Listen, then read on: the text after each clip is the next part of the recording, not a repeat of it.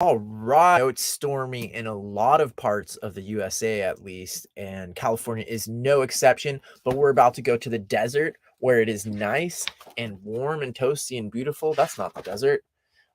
We are going to be talking about my upcoming Skillshare class. Actually, it is live now, so this is the link for it right here. You can get 1 month free and take my class on Skillshare following that link right there. You do have to sign up for a year, but you'll get 1 month off of that price. And I'll talk about that more, so you don't have to go hit that link quite yet if you don't want to. But we're going to be joining the adventure in the desert. I'm going to be talking all about it and doing some other nature journaling practice, including showing you how to do some landscapes such as these that I just did yesterday. So let's switch over to the other camera right away and dive right in. Let me know if you have any questions about the upcoming Skillshare class or anything along the way. I'm basically just going to be doing some nature journaling here, showing you some tips, showing you some pages, talking about our whole drone mystery. Hopefully you saw that yesterday on my Instagram. If not, definitely follow me on Instagram and check out my Instagram stories there. They're always really fun.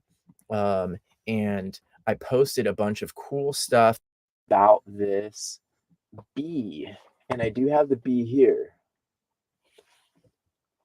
So we were examining this bee yesterday. It was really fun. Oh, yay, Rebecca is here, who I recently interviewed.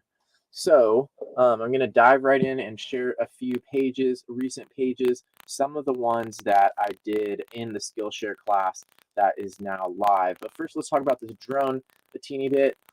It turns out to be a male bee, but we practice curiosity on my Instagram, looking at it and asking lots of questions about it, trying to make observations separate from interpretations. So that was really fun. And I noticed and learned a lot about these male bees that I did not know before just by looking at them. These sketches were done looking at photos online, but the rest of these were from that live specimen. So check out my Instagram if you haven't seen that before. Here's some plants that I drew from photos yesterday that I found in the nearby canyon. Not quite a desert like the place that we go in my Skillshare class, but pretty dang close to a desert. Speaking of deserts, here's some pages that I did in the desert in Baja, California.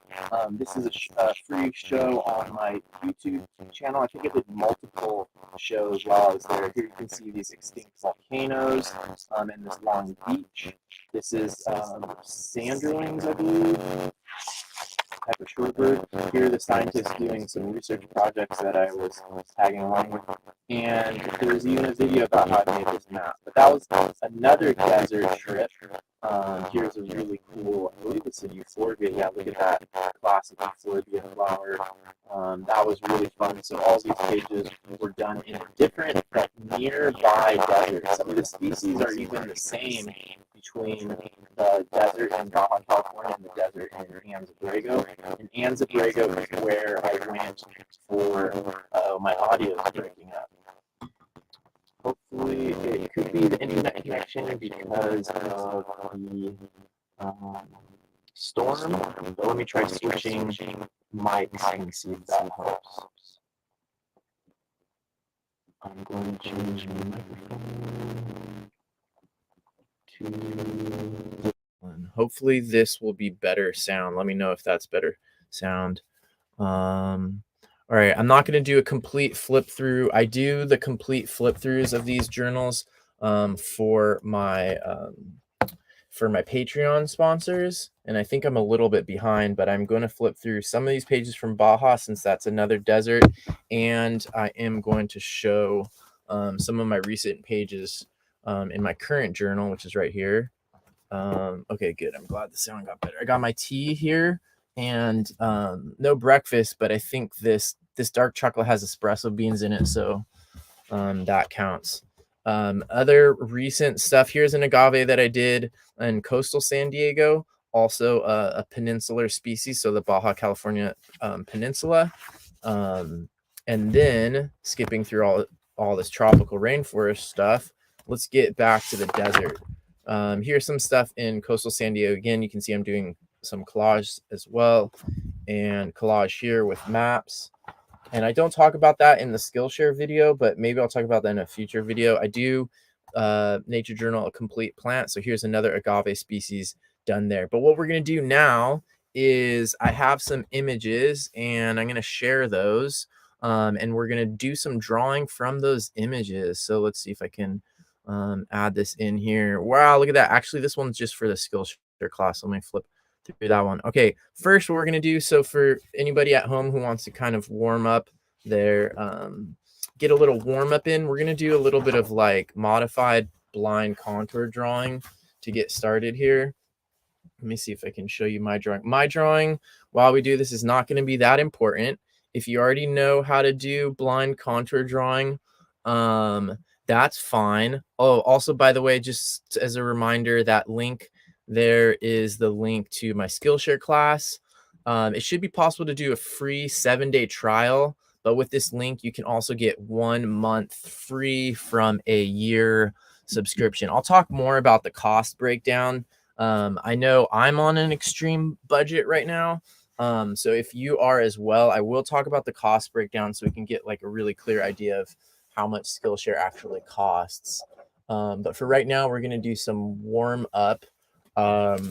And for the warm up, we are going to do modified blind contour drawing. You can do it fully blind contour if you want, but the idea with this is that instead of looking at your drawing while you draw, you look at the subject. That's why I'm not going to make my drawing very big on the screen, because you don't need to see mine and you don't need to see yours. The main thing is to be looking at the subject and keep your hand moving without leaving the page is one recommendation of mine, and see how it comes out. So right now I'm looking at the photo and I'm trying not to look at my drawing.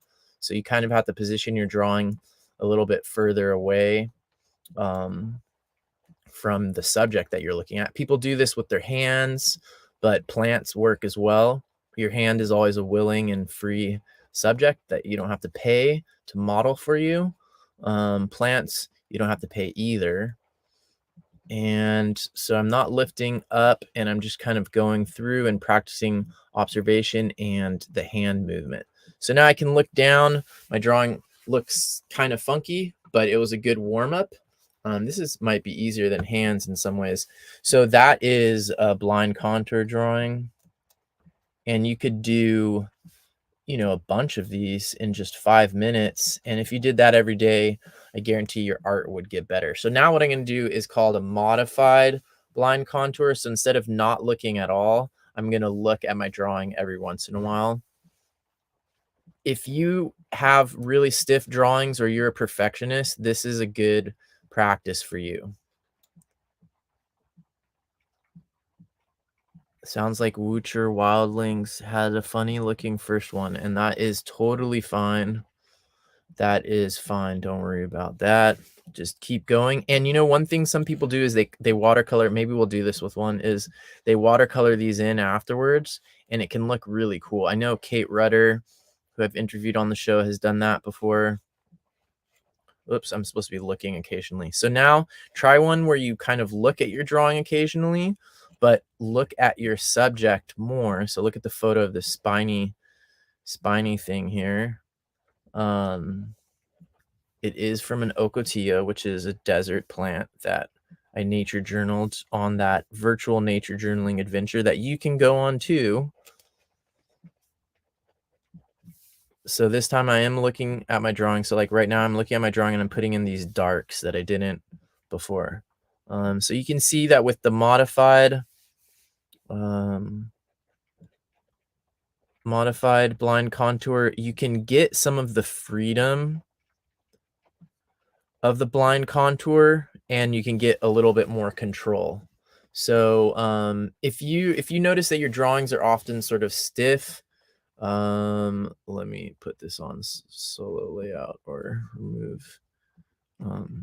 So if you notice that your drawings are often stiff or perfectionist, or like you make these teeny little drawings, like super precise, tiny drawings that no one can see, blind contour is a good thing for you. If you procrastinate, blind contour drawing is a good thing for you. If you don't have enough time to nature journal, blind contour drawing is a good thing for you. You could have something sitting in your house. Ideally, you're using something that you can have in front of you. But as we just saw, a photo works fine. So that was fun. All right, let's see what we got next in store for today's show. Let me know if you have any questions about what we're doing now. Let me know how the weather is where you live, because I know it's supposed to be the biggest storm in 10 years hitting San Diego. All right, here's another really cool plant. Let's do a little bit more of a, let's go from blind contour drawing and slowly build our way towards botanical illustration, which I find can be really stuffy and scary and intimidating for a lot of people. So what we're going to do now, I'm going to put this on solo layout so you're not going to see my drawing for a second. What we're going to do now is we're going to look at this plant here. And so we're going to talk about, oh, it's snowing in central Wisconsin. I think that is. Yes. Not great on my US geography, but ask me about Central America, South America, or Southeast Asia, and I'll probably ace the test. Okay, let's see here. This is a really cool plant. So what we're going to talk about is doing sort of botanical drawings without fuss and nature journaling also, and how to do that from photos of plants. So I personally suck at drawing from photos or nature journaling from photos. That's why I try to do everything as much as possible in the field, because I don't get motivated as much once I get home. So what we're going to do here is we're going to see how, taking a photo from a couple different angles is going to help us here. And we're going to try to sort of use a little bit of a no fuss botanical illustration style, or a, basically just nature journaling style. So switching my camera back on here so you can see a little bit. You don't need to worry about my drawing too much, but basically what I'm going to do is you'll notice that the most zoomed in one is actually the one on the right. The one on the left, though, has the sort of overall shape that I want. So what I'm actually going to do is I'm going to do a little bit of fuss. I don't know if I want this pen, because that one is not water soluble. As some of you know who saw my last live, my very favorite ink pen in the world is being discontinued.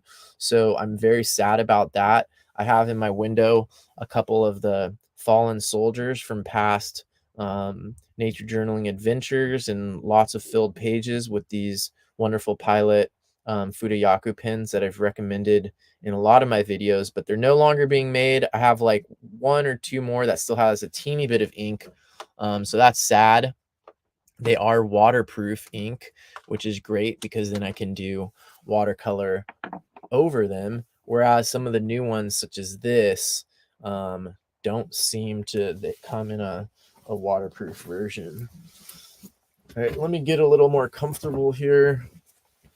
I am living in a storage shed in my mom's backyard right now. And let me pour myself some tea. If you have some hot chocolate at home, I highly recommend having that alongside of your sketch. Okay, so this is what we're going to do. I think I still have some gray left in this one. And what I'm going to do is I'm going to sort of be a little bit fussier about this than I normally would, but not that fussy. So what I'm going to do is I'm going to sort of build a underdrawing here. Here's going to be one main flower to kind of just get the right proportions on this inflorescence. So an inflorescence is when there's more than one flower, a bunch of flowers together. Some things that you think are one flower are actually an inflorescence as well. So we've got that top part, we've got some foliage down here, and we've got these things, which I want to make sure I get one of these. So in the photo on the right, you can see a close-up that shows that these pods actually come out of the middle of the flower. They start off in the middle of the flower, and I really want to show that.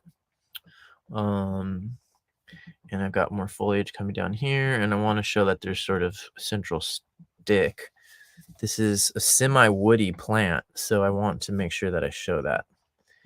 And, one thing that doesn't show up clearly here is whether the leaves are opposite or not. I'm pretty sure they're alternate, which is important in drawing plants.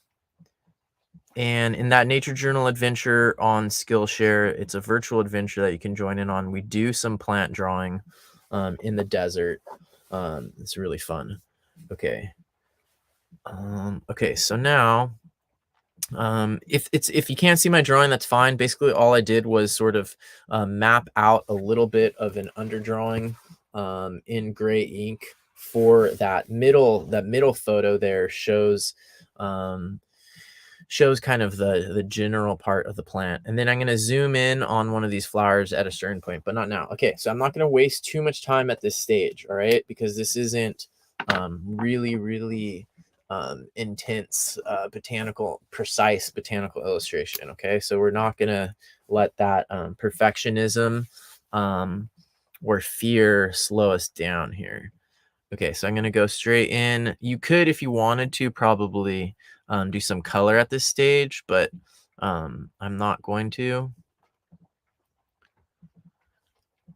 If you notice yourself getting too perfectionist or self-critical about your drawing accuracy at this stage, you can already start turning this into a diagram.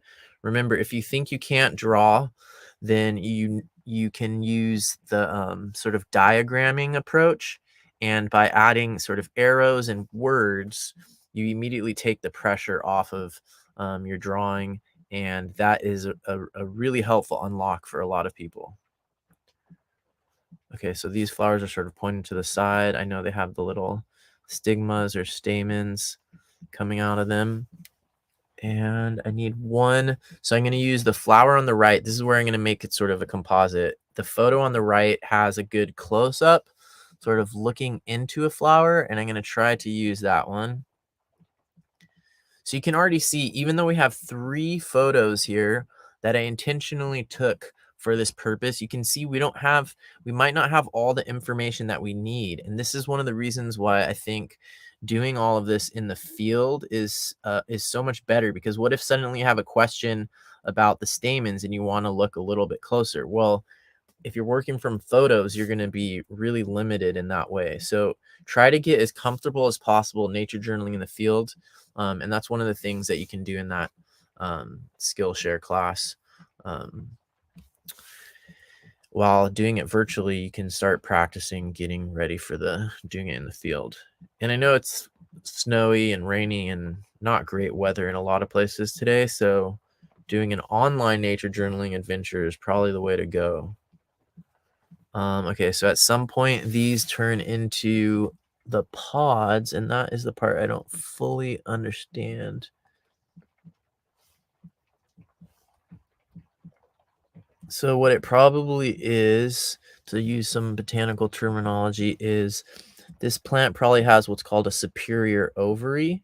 So the flower has the ovary, the part that actually turns into the next generation. It has it above where all of the petals and stuff connect. Some plants have it below, such as apples, and that's why you have a little bit of the remnants of a flower on the bottom of the apple, and that is called, in that case, it would be an inferior ovary because the ovary is below. But here it looks like we've got superior ovary, which is kind of cool for such a pod. All right, now I'm going to add some bigger pods down here and try to just keep going and not slow down and get caught up with like perfectionism, because it's better to do a bunch of drawings and have them not be perfect than to spend a bunch of time planning how to make a perfect drawing and never draw anything. If you just keep doing imperfect drawings, your drawings are going to get a lot better, a lot faster. Oops, the only problem here is these pods and leaves are looking the same, so hopefully I can fix that with color here in a second. And now I'm going to add some diagramming, so let me just show you kind of where I'm at right now. Don't let this too much affect your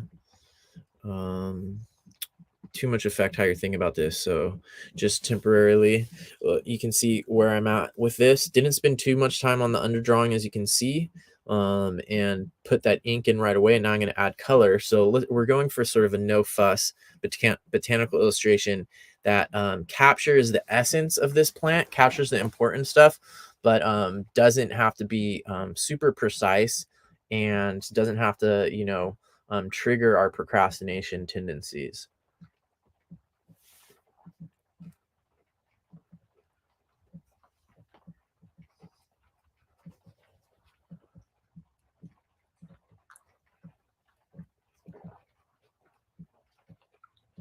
So just by seeing this already, we know that this is not in the bean family. We can tell basically by the way this pod forms above the flower. That's something. Um, is that different than how they? I guess I would need to do a comparison side by side with the bean family, but the flower itself is rather different. In some superficial ways, it does seem like the bean family. Okay, so now we're gonna go straight to color. And this is one of the pins that I've been testing as a potential replacement for my beloved Pilot Futayaku. Oops, that wasn't what I wanted to do. So this is a Tombow pin. I reviewed this in my recent live. This one is called, um, ow. This one is called Tombow Fudenosuke Brush Pin Double-Sided Black Gray. It might be a replacement for my beloved Pilot Futayaku. It might be the closest thing. I did use it yesterday in the field, and I don't like the way this lid falls off very easily from the end of the pin, and that would just get lost super easily. I will show you a pro tip about that at some point in the future. But losing something like this on a brand new pin that still has a lot of ink, it's very, very annoying. I think that on the previous one, these did not fall off that easily. They're not great, but I think that they clipped on a little bit better. Look at that. Still kind of fell. That is an important feature in a pin for me. All right, so this is that Tombow Fudenosuke brush pen. We're going to try it out with watercolor over it right now. So this will be a good test of its permanence. Okay, let's get these binoculars out of the way. Don't need those right now. Get my watercolor kit and view. Okay, let's see if I can do. Oh, I can't do that. Shoot. Oh, there we go. Look at that. Okay, so on this one, I'm going to make my camera bigger so you can just see a little bit of the watercolor. I'm even going to do it on this one to show you that after you do a blind contour, you can sometimes color it in, and it can be a fun project. So I'm just going to make up a color using a lot of naphthalide maroon, but toning it down. If you tone it with a very different color, you can get more interesting stuff going on. So I'm actually going to use some of this shadow violet. Probably shouldn't put too much shadow violet in this mixing area, since this is also where I mix my yellows supposedly. Okay, so let's go with that. I'm using my wetter of my water brushes too, to give it more of a figurative thing. On one of these, I might do negative space. Actually, that'll be cool. So on this one, I'm going to not do negative space.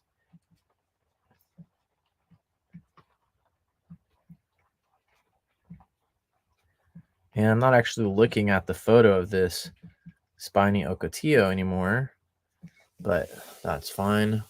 And now on the next one, I'm going to change the color up a little bit, make it more purple, and I'm going to paint the negative space around this one and see what that does. So if you ever need a creative unlock, do a quick blind contour drawing of a plant or a photo of a plant, and then play with watercolor on top of that. And in a short amount of time, without biting all of your fingernails off, you will angst-free create some art and get some ideas, and you'll just get that movement going. I think makes a huge difference just get into the habit of making art, looking. And so this ink also, I should point out, is not the water resistant ink. Ugh.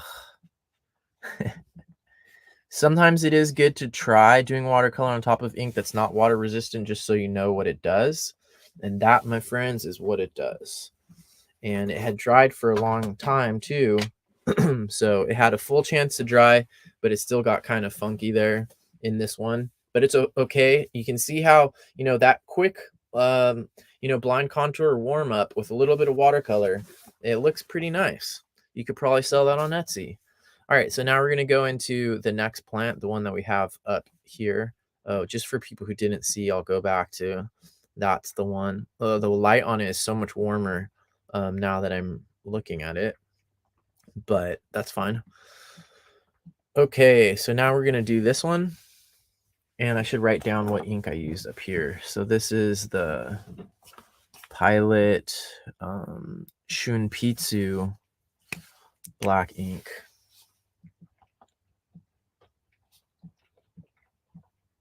If you keep track of your art supplies being used in different places, you'll learn faster, ideally. Pilot Shunpitsu, not water resistant, not waterproof, aka water soluble.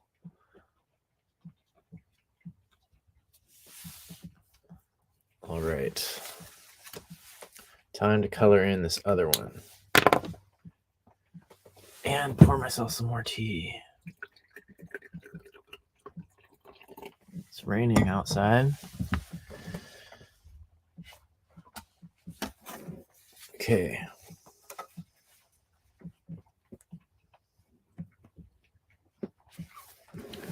So now I'm going to start with yellow. So actually what I'm going to do is I'm going to just quickly clean out my yellow area a little bit. Yellow is the lightest pigment, and it's the easiest color to mess up. It's also usually, so it's like a light value. So that makes it easier to mess up value-wise, but it's also easy to mess up hue-wise, especially if you get blue in there. So you never want to get blue in here.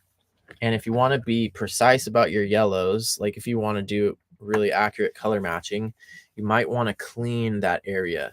I kind of figure that the color I need right now is going to be a mix between, see, you can already see there's a little bit of contamination in my Hansa Yellow Light, which is my primary yellow. Like this is the yellow you can mix all of the other colors with if it's clean.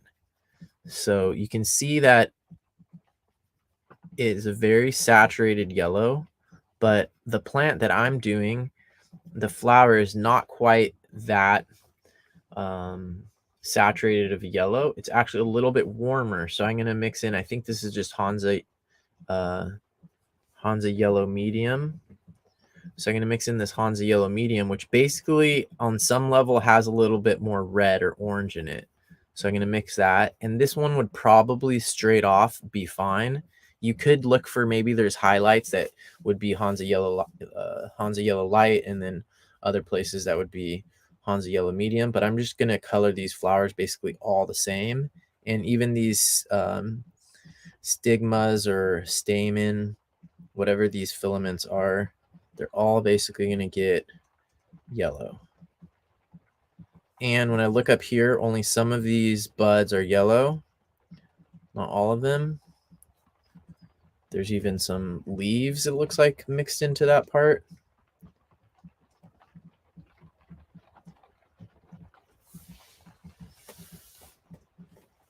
The rain's getting a little bit harder.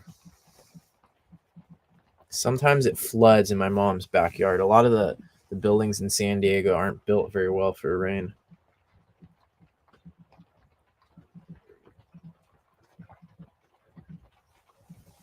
A lot of times you can just paint yellow underneath all of your foliage as well. But this plant, it actually looks like the it looks to me like the foliage doesn't have very much yellow. It's not a very yellow green.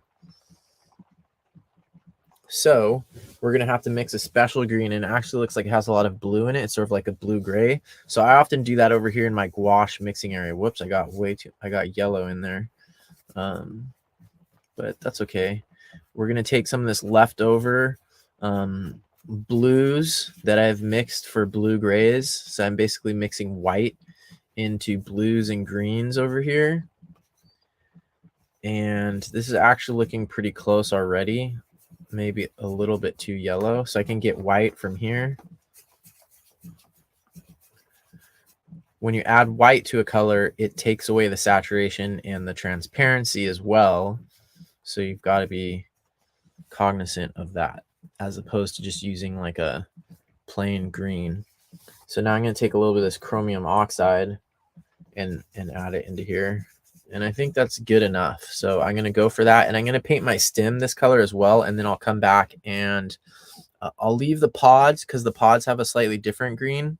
So I have to remember which of these are supposed to be pods. And I need to make sure they're contrasty enough to tell the difference. Sometimes you do have to fictionalize things slightly in your drawing to sort of exaggerate them more, perhaps. And that's one of the things for science illustration that can make it better than photography, is that the science illustrator can choose what to emphasize just a little bit, what to exaggerate just a little bit, what to put in the background. And it's harder to do that with photography, even though there are ways. Okay, so that feels pretty good with color-wise, I would say. Now I'm going to mix a color for those pods. Let's see those a little bit bigger here.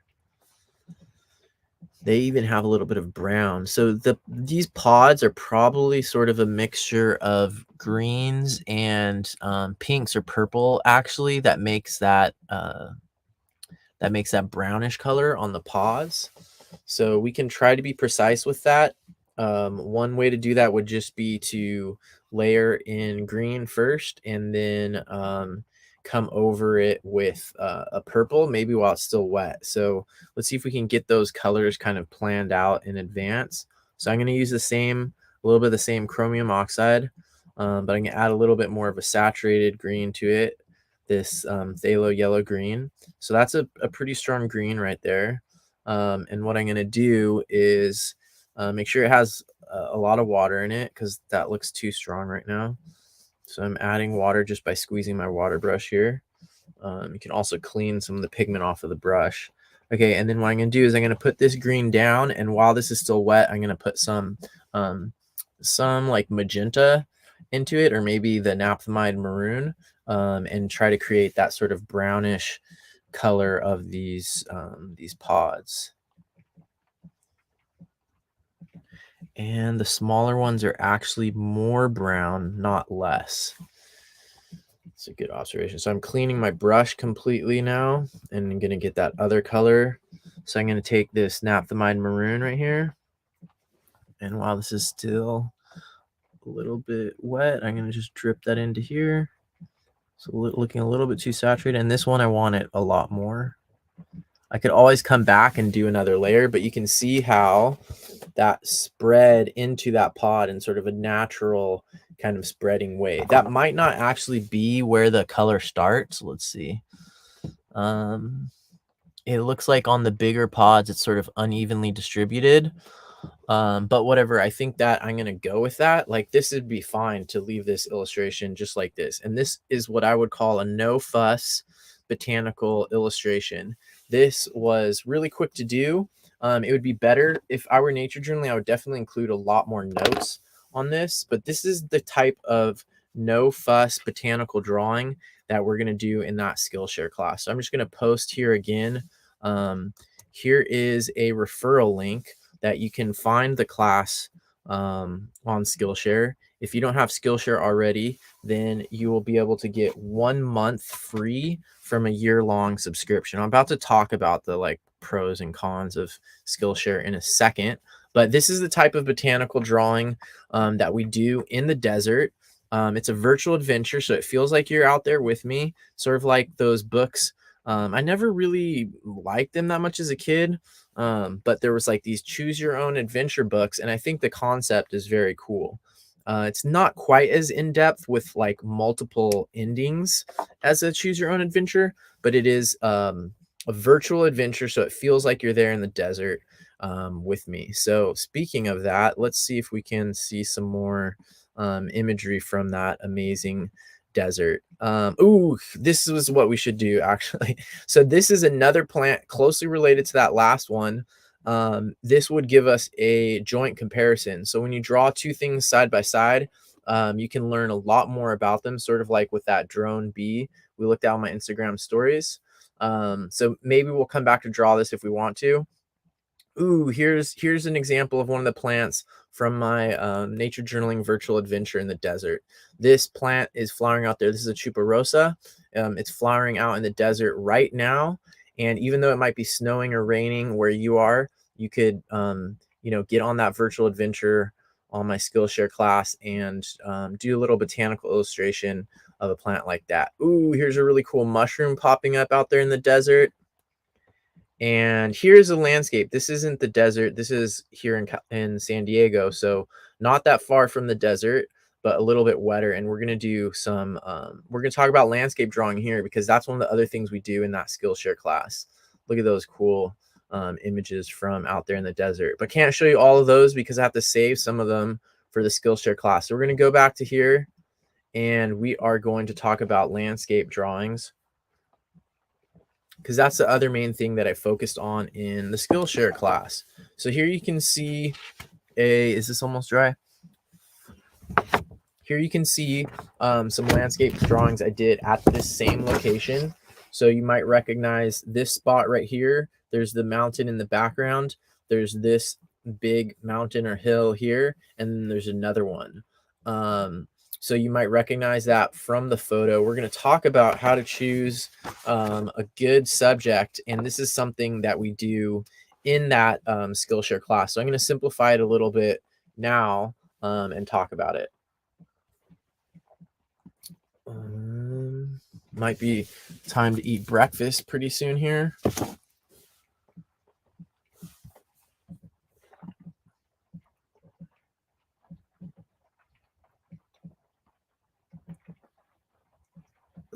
Okay, cool. Let's get ready to draw this. So first of all, in this one, you can see that the composition has already been chosen for you. And this is one of the reasons why drawing landscapes from photos, you're not going to learn as much as going out there and drawing them in the field.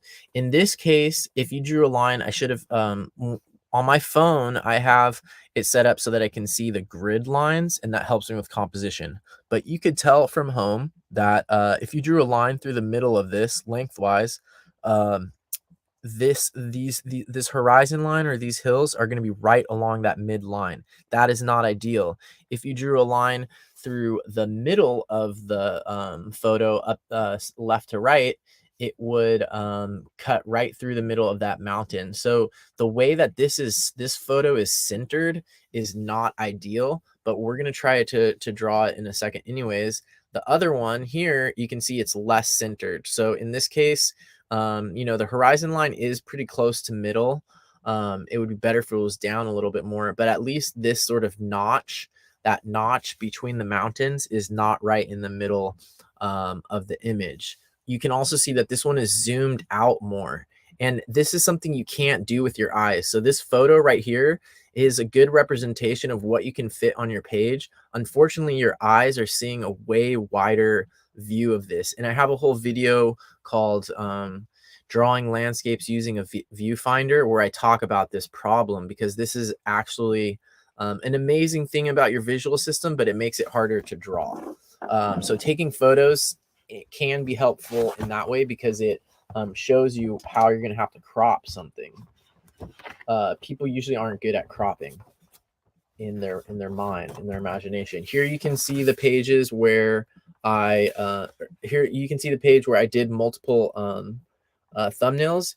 Ideally, you should do these before you do your big one, and you can learn a lot from these small ones and hopefully make mistakes in these small ones and then correct those mistakes when you get to the bigger one. So right now we're going to do a really small one. Maybe we'll even do a thumbnail to get started. I wonder if I could fit it on this I'm just gonna squeeze it in on this page. That'll help me keep it small, hopefully. And let's see how many mistakes we can make as quickly as possible and learn as much as possible from each mistake. So I'm going to use, a lot of times I use this gray ink. That's probably what you're wondering is how I drew this. So this is drawn with that gray ink that I love underneath and watercolor on top. You can work with black as well. I think right now I'm going to work with black just to make it more clear in the video. And I'm going to pour myself some more of this tea because I'm going to try a nature journal for a couple hours right now with all of you live on this variety show. I'm not going to juggle or anything like that. So if you're expecting that type of variety show, I'm sorry I don't have those skills or haven't learned those skills. So I'm going to make a couple small frames to start with. I'm not as precise as some people. So like if you saw my interview with Rebecca, you saw that she is super precise about the proportions, and she does thumbnails, and then she gets the exact proportions so that when she goes home, she can find a canvas that matches those proportions. I'm not going to do that right now. I'm just going to sort of eyeball it. And the first thing I'm going to do is kind of get this sort of horizon on this first hill, comes down right about in the middle and goes out almost here, comes up here. This one's a little bit higher and goes like that. And then there's one in the background, like just barely like that. And then maybe a little bit of this here and a little bit of that there. So I don't have any values or anything. Maybe I'll paint or draw the suggestion of the clouds. You got to be careful with clouds though, or anything in the sky. People usually overdo it and it looks fake, especially with watercolor. If you're working with media that allows you to paint light things on top of dark things, the sky is going to be a lot easier to fudge around with. But most people paint the skies way too dark. As soon as people get that blue on their paintbrush or their color pencil, they make the sky way, way too dark. And the most important thing is how light the sky is. It doesn't matter how blue the sky is. If you cross your eyes a little bit and look at this photo, you'll notice that the sky should be the lightest thing. If you include include the clouds, the sky should be on average the lightest thing in the painting. That's the rule you want to stick to. So what we're going to do right now is I'll show you how we're just going to do this one with one single color. We're going to do this landscape with one single color and try to get the values correct. And we're not going to worry about anything besides value. And value does most of the work and color gets most of the credit, as John Muir Laws once said. So we're going to focus completely on value in this one. And so what I'm going to do is I'm just going to make a sort of muddy blue gray mixture in my blue area. I'll put some shadow violet into it and get it really, really pale. Get some of it ready to go really, really pale. And I'm just going to do the whole thing in one color.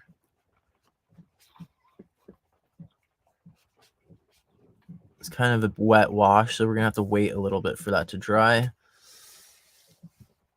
In the meantime, I can start the other one. So the absolute easiest way to do a landscape like this would be to do a single wash over everything and then to little by little build up with that same color that you have mixed, build up in multiple washes, each successive element until you get to the foreground, and the foreground would get the most washes and therefore it would be the darkest.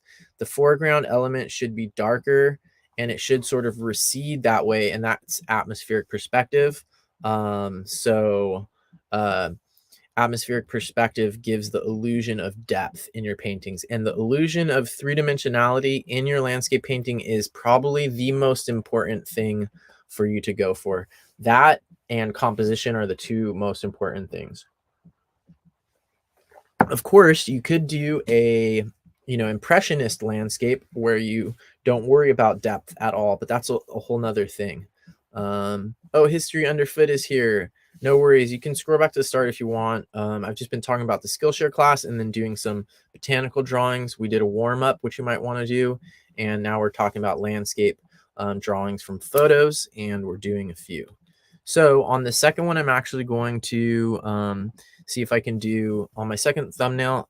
This doesn't really fit very well in that shape. So I'm going to draw another rectangle.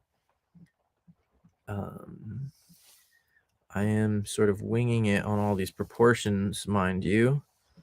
You can be more precise if you want to.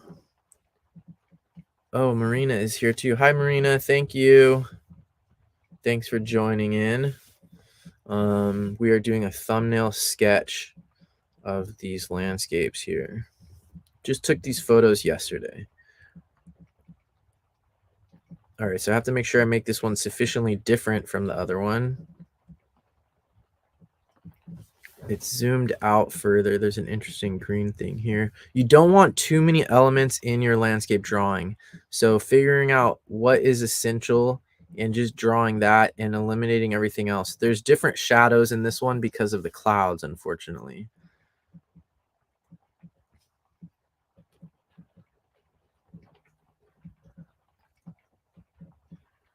And this one's going to take a while to dry. I think the humidity is a little bit high in here right now.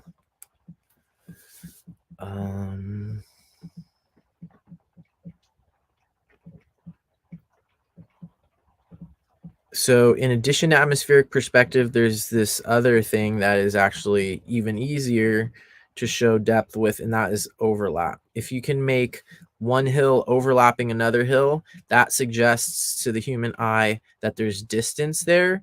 And so a lot of times I think when I'm looking for a composition for a landscape, like I walked around for a while before I found this. I didn't just, open up my window and take this picture. So I was walking around for a while, and probably one of the things that I'm looking for is this overlap. You can see there's one hill that overlaps the next hill that overlaps another hill. There's overlap in the clouds as well.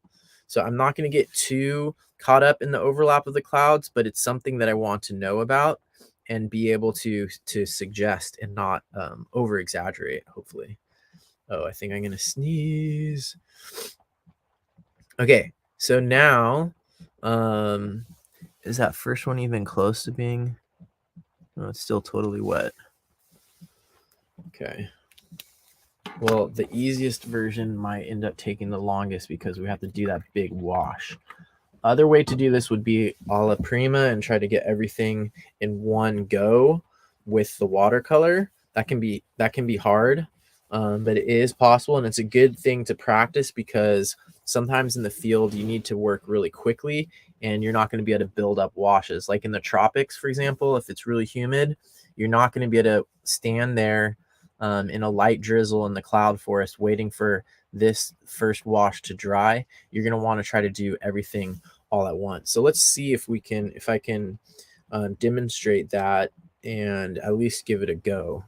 That's another reason to do small things. You can have multiple ones going at the same time, and you can learn so much more doing multiple small paintings than doing one big painting. So even if what you want to do is huge things that can hang on a wall, I recommend spending a lot of time in these sort of small landscapitos.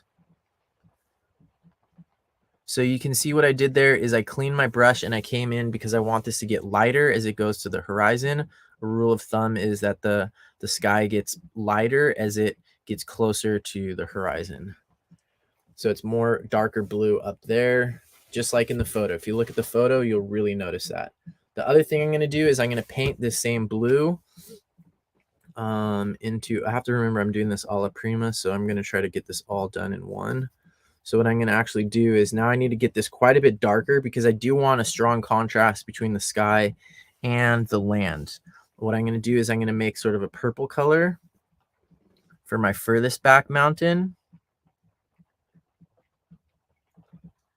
And I'm going to bring it into my second furthest back mountain as well.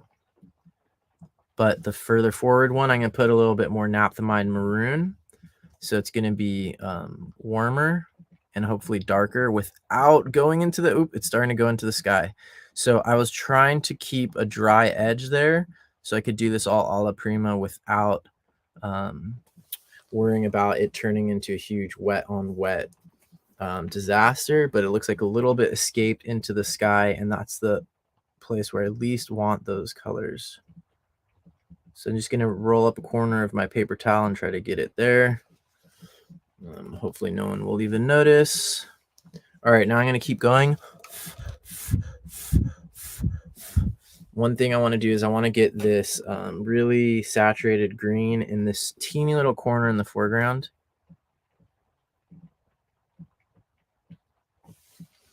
I should probably be using my less wet brush for this alla prima.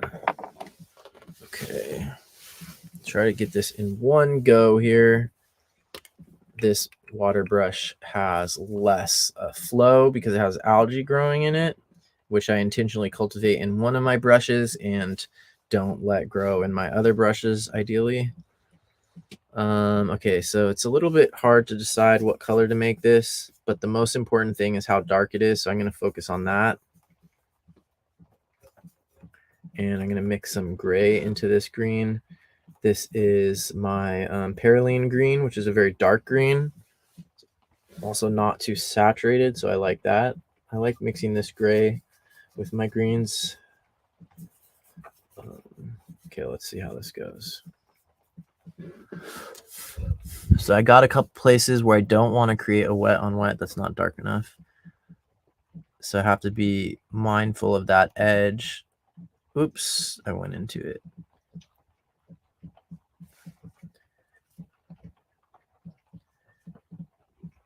So remember, when you're doing your thumbnails, you can embrace mistakes. If something weird happens or you don't like how it comes out, try to use that as a learning opportunity. And that's the whole point of doing these small landscapes. That's one of the whole points, is you can fail fast, fail often, and then improve on your approach before you start trying to make some huge. And you might find that you like this better than the huge ones anyways.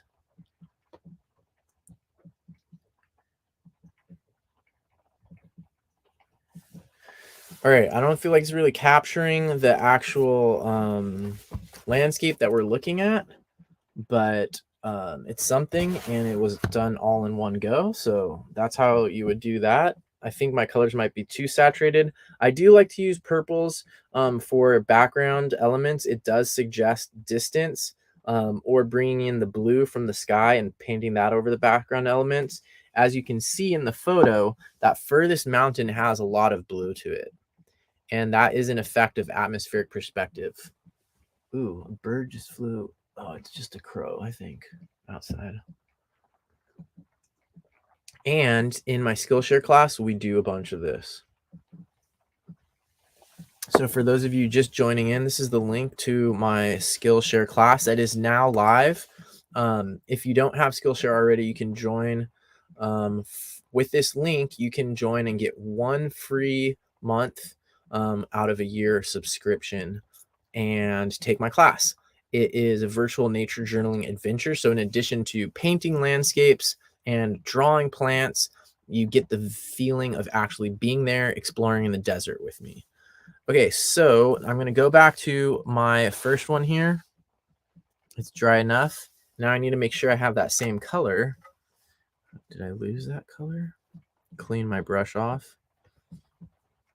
I'm going to use my drier brush this time as well. Whoa, I just flicked water onto my computer. Lovely.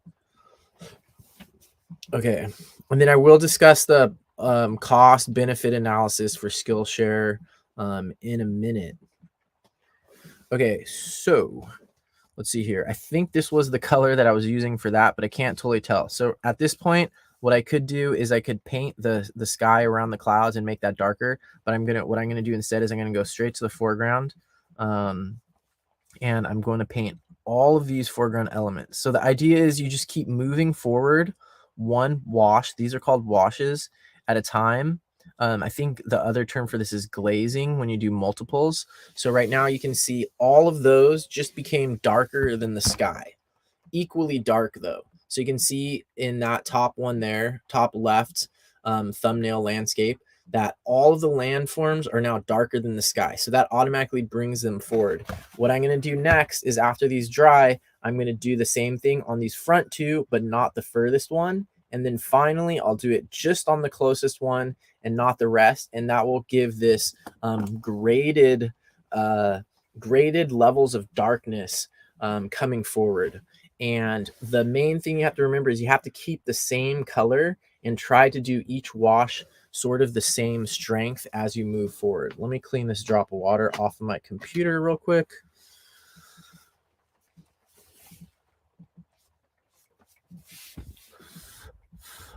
Is it time for chocolate yet? Let me know what you're snacking on or what beverages you're enjoying at home and what the weather is like. Here it is rainy. This is supposed to be the biggest storm to hit San Diego in 10 years. And as you can see, I'm living in this little shed here. So far, it's nice and cozy. And I just created a space here for recording and studio stuff, studio recording, etc. I got my chocolate. It has espresso beans in it, which I probably don't need the extra caffeine. But let's get back to this as soon as it dries. Let me know if it's snowing or raining. I know some people are... we had Woocher wildlings here. And it's snowing there in central Wisconsin. And let me know if you have any questions about the Skillshare, which just went live today. Let's see what other photos we have in this roll here. There's one of the plants that you'll get to draw in that Skillshare class. And this is a really great one. Oh, it's light rain in the desert. This is Rebecca. Rebecca I met while filming this Skillshare video. I met Rebecca, and I did post that video. I'll link it in a little bit, but interviewed Rebecca about her amazing bike, nature journaling, and landscape painting setup. Whoa, it's -2 degrees Fahrenheit in Vermont. Wow, that is really cold. Wow. So here's one plant that you could draw on that Skillshare class. This is the same type of plant. I love these cactus. Another great desert one. This is in the evening primrose family. And these plants are hopefully getting watered right now by the misty rain that is falling out there in Anza Borrego. Okay, let's see if we got any drier down here. So this one's Alla Prima. I should make a note of that. I highly recommend practicing, if you do watercolor, practicing being able to make these in one go without your whole system getting totally devastated by wet on wet errors. Try it, see how it works for you. And also be able to do this one where you do these glazes and build up the value little by little. So when I say value, I mean the scale of light to dark. This is a value strip, and we don't do this in my Skillshare class, but in other classes I've done, we always do this because this is such a great practice. But you can try going from, we'll make this one have just straight white and this one have straight as the darkest you can do. But what value range can you get from your drawing tool? So in this case, I have a discrete drawing tool. It's either on or it's off, like binary. So I could do dots. So I'm going to do dots, or I could do lines. So next level would be darker here. The light's not going to help with this. But this is something, every time you get a new drawing tool, you can do this with your paints as well and see, can I actually get a value range with yellow? Probably not very much. But you can with a lot of your other colors, especially your blues. So like your blues and grays, you should really practice getting them down here, especially for skies or for the desert, for example. I think I talked about this in the Skillshare video, but a lot of times there's these pale grays, and they're hard colors to get because in your watercolor palette, look at how dark your grays are. they're so dark you can't even tell what color they are. They look like they're black right here, right off the bat. So you need to mix a lot of water. You need to be able to control your values. And so this is one technique, is doing these value strips. There's another term for it. And practicing getting a value range and being able to control it. So people who work out or whatever, they do push-ups to get into shape. This is the kind of thing that artists can do to get into better shape. This is like the calisthenics, doing these things over and over again with all of your drawing tools, with your watercolors or different paints, is very valuable. Don't ever forget about value. Super important. So we're ready now to add value to this. And I would argue that if you get the values right in a landscape, it's more important than getting the colors right. It sort of depends on what your goal is. Yeah, everything depends. It's the answer to all questions, is it depends. But I would suggest that in general, getting the value right is more important, and a lot of times it's the part that is overlooked. So now what I'm going to do is I'm going to hit everything except the furthest back mountain. One more wash. And this is only 150 GSM paper, so this is sort of like mixed media paper. It's sort of borderline. You might see it start to get, these are pretty wet. Oops, I shouldn't have done that. These are pretty wet, and you might start seeing the paper, the tooth or lack thereof, start to get a little bit frayed up and not look so pretty. If this were some fancier watercolor paper, we wouldn't be seeing that. But I like to use 150 GSM. This paper works fine for me for watercolor, and especially because it's a little bit cheaper, it's a little bit thinner, so I get enough pages in my sketchbook. It does the job. And I kind of like practicing watercolor on subpar paper. If all you use is really fancy paper for watercolor, you're getting sort of like a benefit. You're getting like an extra benefit, and you don't realize that it's not you, it's the paper that is making your painting look better. And it's just a little bit of watercolor sort of randomness combined with that paper is creating a nice effect. And if that's a crutch for you, and your sort of artistic style just depends on a little bit of wet on wet happy accidents on some nice textured watercolor paper, that's fine. But it's good to know that, because then later when you switch to other paper and suddenly your art isn't as good as you thought it was, then at least you'll know why. So here's an example. This is this art toolkit. We sent this around to my Patreon members. Oh, I'll put my Patreon up here too. I am trying to make money doing this. This is my job, my profession, my calling, and everything. So I'm trying to get better at actually making money, because I'm trying to support myself with this work. So Patreon is one way that you can. And here's an example. This kit right here got mailed around to a bunch of my Patreon members all over the world. It's been to Australia, Alaska, multiple places in Canada. It's been on a river expedition in Oregon. I think it was, it's been to Malibu. Anyways, what I was going to show you is this. So inside of this travel toolkit, there is nicer paper. I wish I had, it's probably like 200. But look at this. Here's a painting that I did, and it's a fine landscape. I think I was studying these sunsets in Sonoma County a lot and trying to figure out how to get the lights in the dark. But this painting right here is bolstered by this paper. So if all you use for your watercolor is nice paper, nice watercolor paper, you are getting a bonus, an aesthetic bonus, just from the nature of that paper and how watercolor reacts to it. Here's one of the reasons why I don't like this paper for my regular nature journaling, is you can see how writing on it and just drawing on it doesn't look as good. But here, look at this. This is a watercolor landscape out at the coast, and this is, you can see, is benefiting Also here's a pretty not great drawing. This was done at a wine tasting in a cave, but here you can see how just this wet on wet plus the texture. This is bloodstone genuine, and this is like quinacridone gold here, and you can see I'm getting a granulating effect, and that effect creates a really nice aesthetic.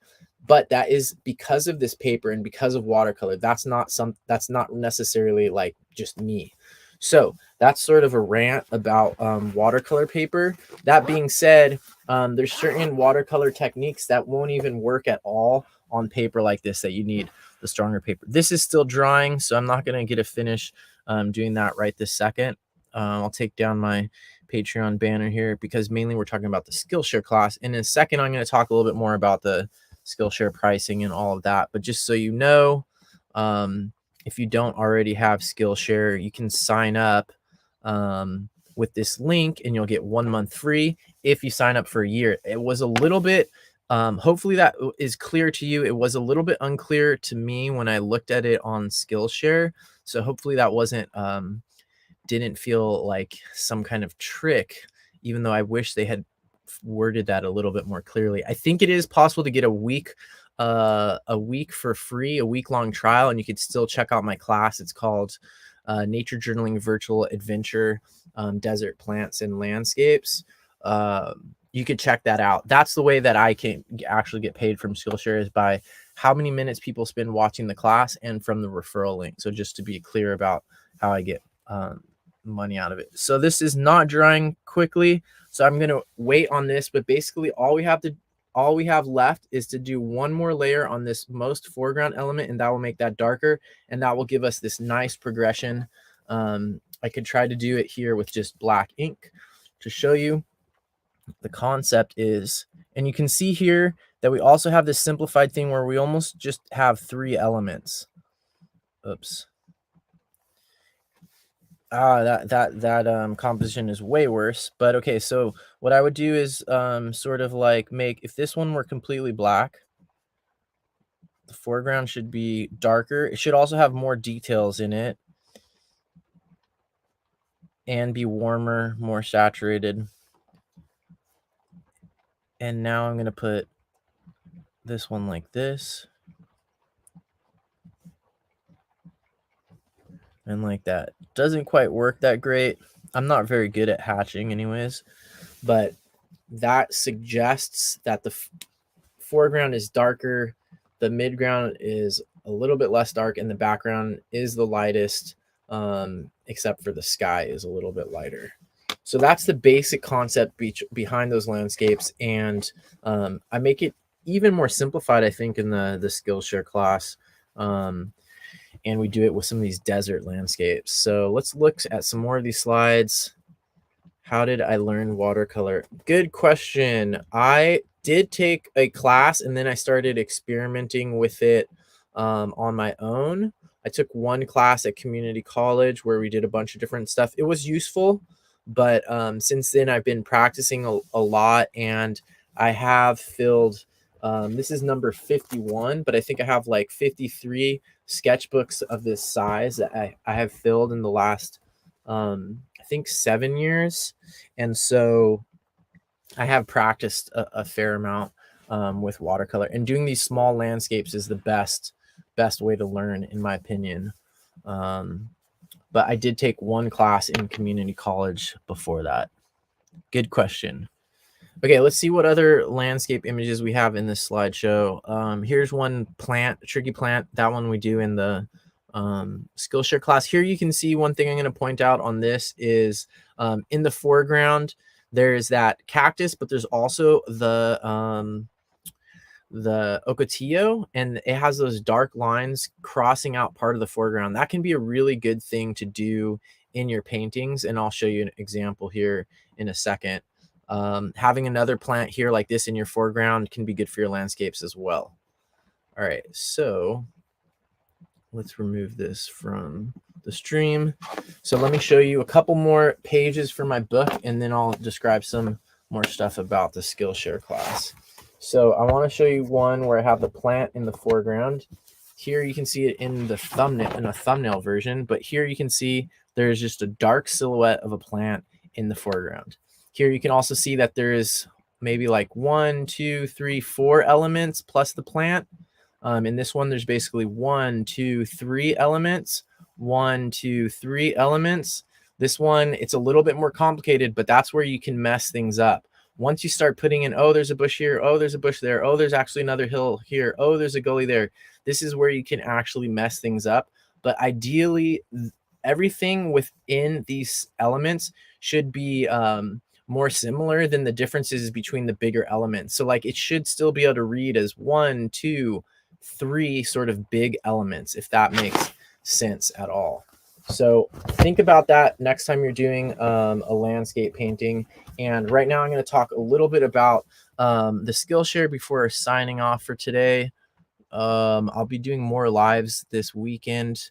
And so we drew a plant, we did a warm-up, we drew a plant, and we did a couple landscape studies today, which was really fun and great practice. And we'll do all of those in my Skillshare class in more depth. But right now I'm going to actually show you this. So this is actually not from oh, that doesn't even make it bigger. This is not this is from another website, but just want to show you this here. Okay, so just break down these costs so you can decide if you want to do this or not.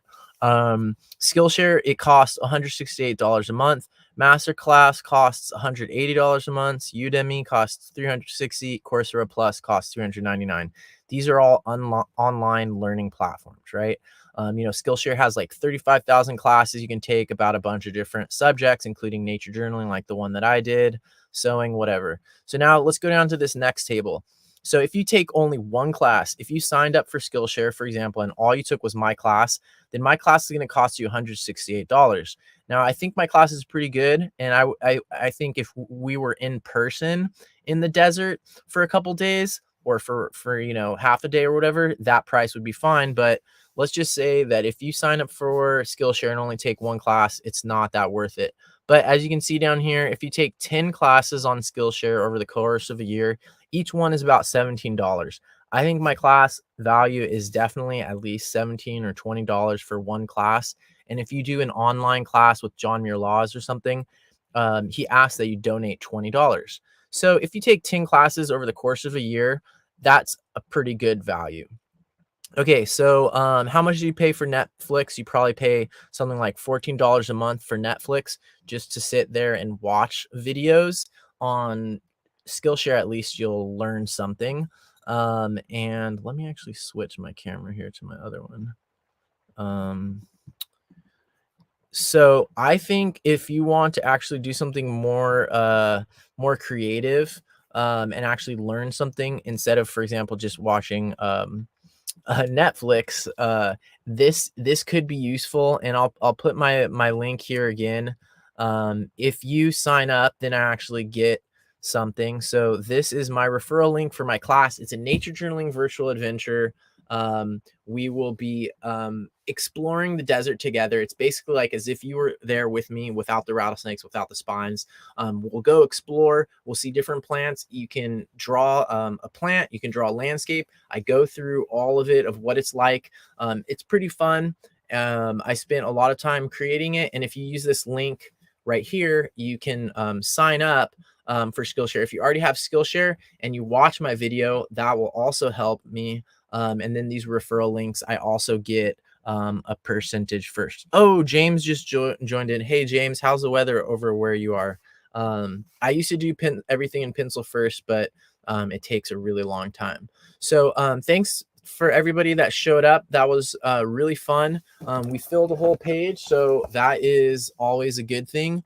And the Skillshare class is going to be up and live from now on. So go ahead and check it out. I'm hoping to do some more in the future. So if you have any feedback about it, or if you have any experiences with Skillshare, let me know. I'm probably going to interview some people on a live show about it coming up pretty soon. And speaking of interviews, I have a bunch of really fun interviews coming up, including with Verena from Germany, and also Debbie Kaspari from drawingthemotmot.com. So lots of cool stuff coming up. Thanks to everybody that joined. Thank you, James, Kalina, David, Rebecca, Figure in Landscape was here, Marina, History Underfoot, Woocher Wadlings, and everybody else who joined in for the live. All right, see you tomorrow. Bye.